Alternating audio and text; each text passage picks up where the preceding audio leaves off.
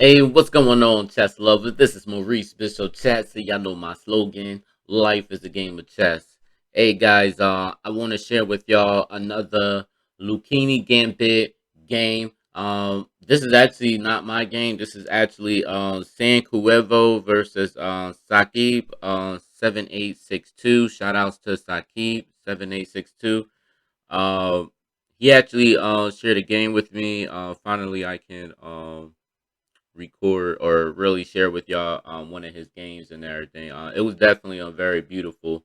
After I go over the game, I wanted to share some of the analysis on my part because Lucchinni Gambit is definitely vicious. It's like one of those no mercy openings, so it's pretty crazy.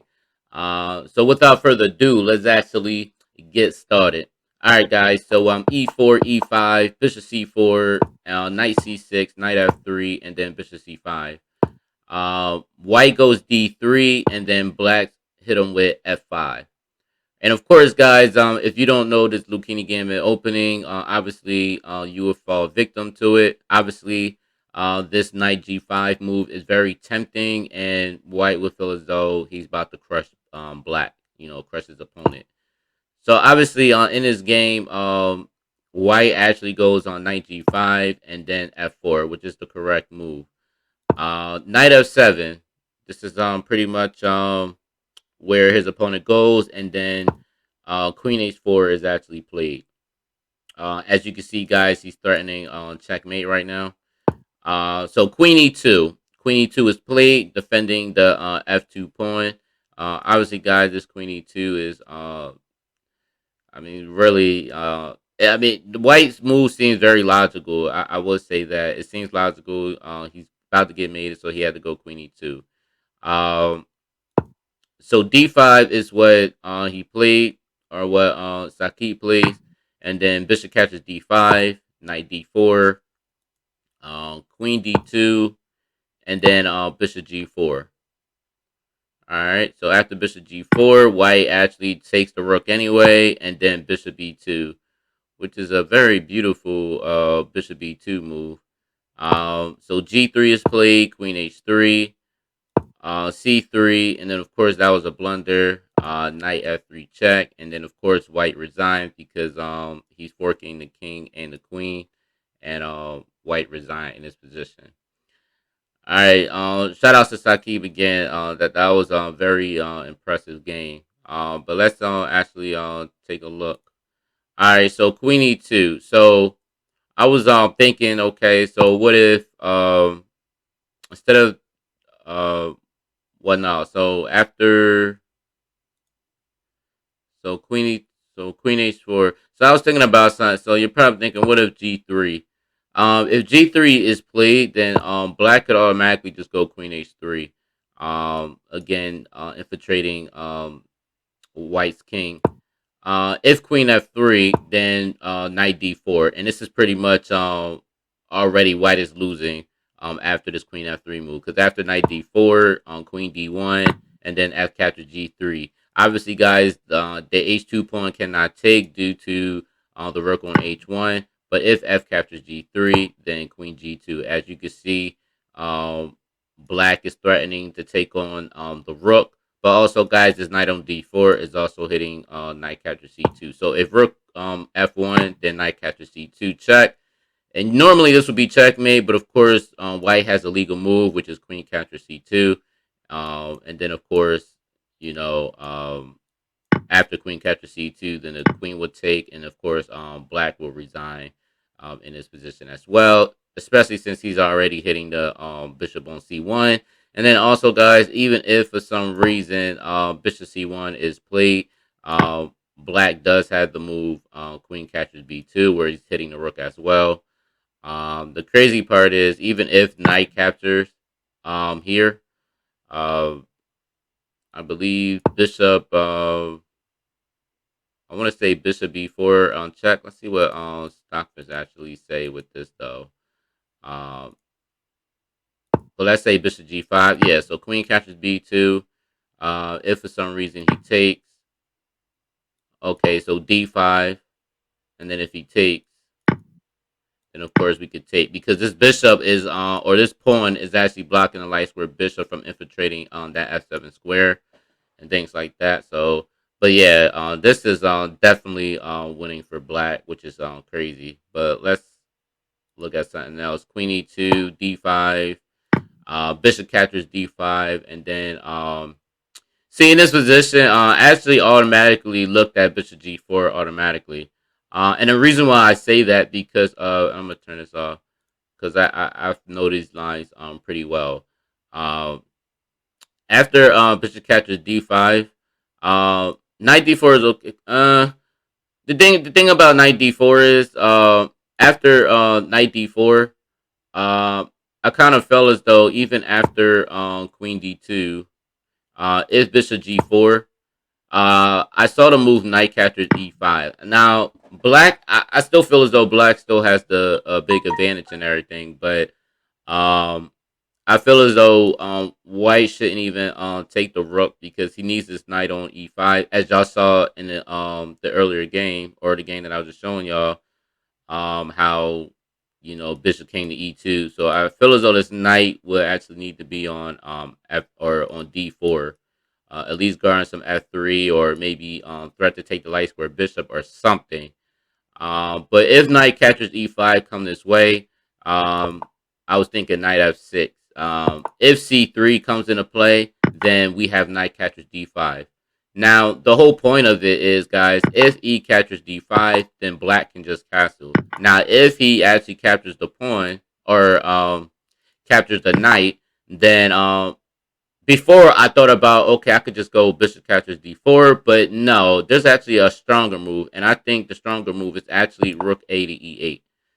Uh, and the reason why I actually say this is the fact that if d captures c5, then we can go rook captures e5. And the thing is, the queen can't even come in here, because obviously the rook is guarding that square, and so is the bishop, and the king can't come here because the bishop is on g4, controlling this diagonal. So if king f1, we have this beautiful move, which is f3. And the whole purpose, guys, is if g catches f3, we have queen h3 check. And then if king g1, then we have bishop captures f3. And as you can see, guys, this is pretty much over, because there's no defense against queen g2. And even if the queen try to move anywhere, like literally anywhere, like let's say here, again, we'll still checkmate right here, or we could checkmate on rook e1, which is also checkmate as well, you know. And guys, if you haven't seen before, I have the all the other like sidelines with the Lucchinni Gambit, like fully in depth, in my other video. But you'll just see it after this video is uploaded. Um, so yeah, guys, that's what I was looking at as well.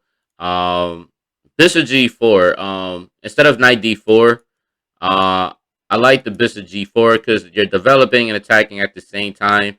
Um, you still. I mean, even though you go knight, even though he went knight d4, bishop g4 does the work as best.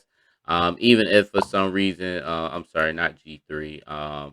If for some reason, queen d2, then black has this beautiful move, bishop b3, which is definitely very beautiful. And of course, guys, the pawn cannot take the bishop due to the queen on h4 pin.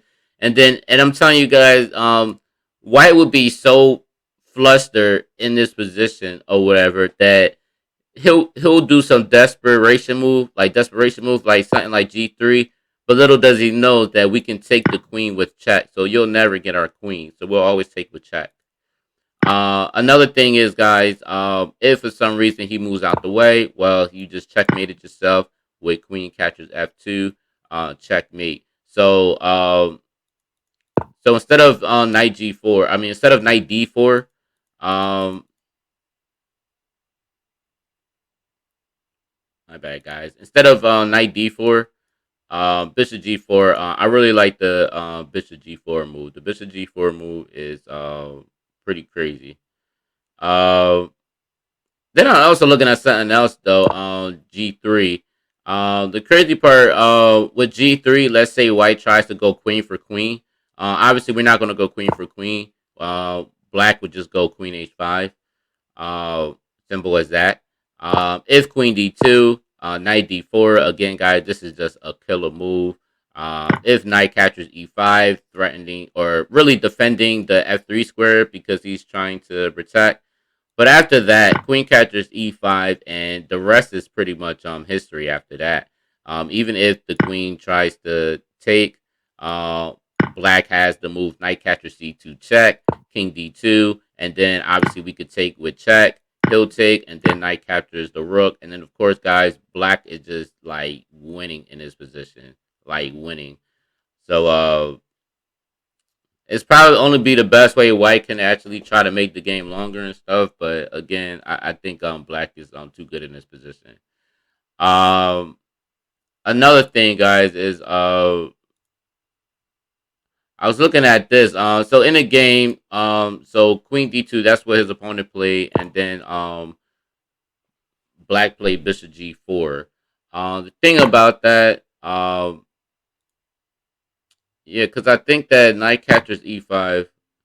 Yeah, that knight captures e5 would definitely have to be the move. Knight f6, c3, knight captures d5. I know I already showed y'all, but it was another line I wanted to show y'all. Um, Actually, I think it was g3. Yeah, guys, that's what it was. It was g3. So instead of, I believe it was knight captures e5, knight f6, c3, knight captures d5, e captures d5, castles, um, rook a to e8, and then I think it was on g3, if I'm not mistaken. Yup, g3. So this was another one I was looking at too, and the reason why I say this because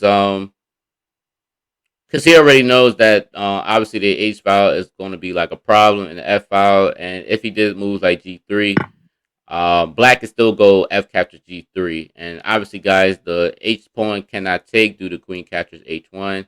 And then if F captures G3, queen H3, queen G5, and then queen G2. And then, of course, guys, as you can see, the rook can't go rook F1 because this would be checkmate. So, like something like rook F1, this is checkmate. This might actually confuse them because of the position. Because I'm telling you, like, this opening could get people flustered like crazy, like very confused.